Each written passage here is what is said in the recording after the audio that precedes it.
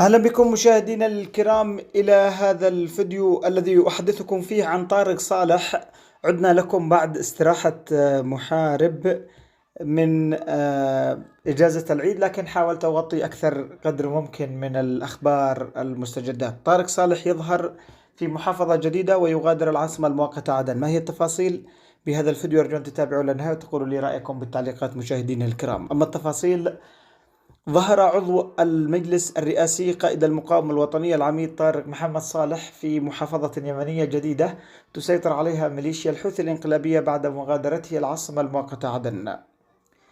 والتقى نائب رئيس المجلس القيادة الرئاسية العميد الركن طارق صالح قيادة محور البرح وقيادة الأجهزة الأمنية في الساحل الغربي وقائد قطاع خفر السواحل في البحر الأحمر لمناقشة المستجدات على الساحة الوطنية.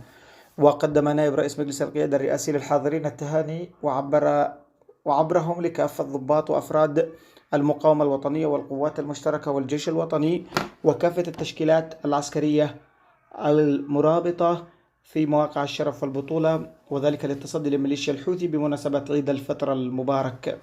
ووضع العميد الركن طارق صالح القيادة العسكرية والأمنية أمام تطورات المشهد وأهمية إعلان الهدنة ومخرجات المشاورات اليمنية ونقل السلطة إلى المجلس الرئاسي، إضافة إلى الذي قال أنه ما تحقق يعد شوطا كبيرا في ترتيب صفوف اليمنيين وتوحيدهم لمواجهة التحديات، وفي مقدمتها المشروع التوسعي الإيراني وأربك الميليشيا الحوثية التي ظلت تراهن على انقسام اليمنيين وتعمل على تعميق خلافاتهم.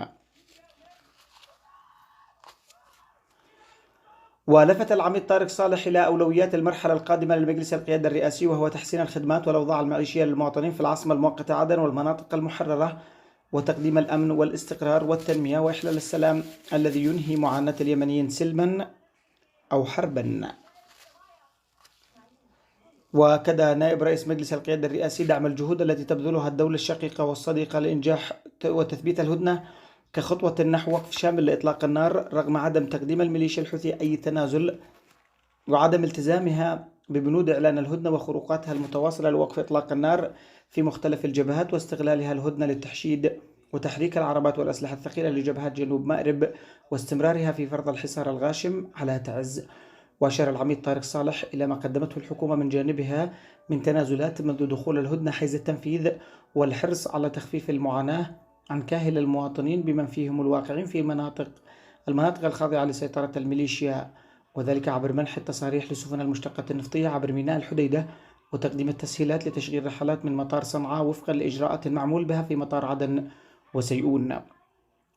وجدد العميد طارق صالح التأكيد على أن مجلس القيادة الرئاسي حريص على إحلال السلام، رغم أن التجارب السابقة تؤكد أن الميليشيا الحوثية لا يمكن أن تنجح أو أن تجنح للسلام إلا بالقوة، مثمنا الدعم الذي يقدمه الأشقاء في دول تحالف دعم الشرعية، في المقدمة المملكة العربية السعودية ودولة الإمارات العربية المتحدة، دعما كبيرا لا محدود لليمن في مختلف الجوانب لاستعادة الدولة والأمن والاستقرار كما قال طارق صالح.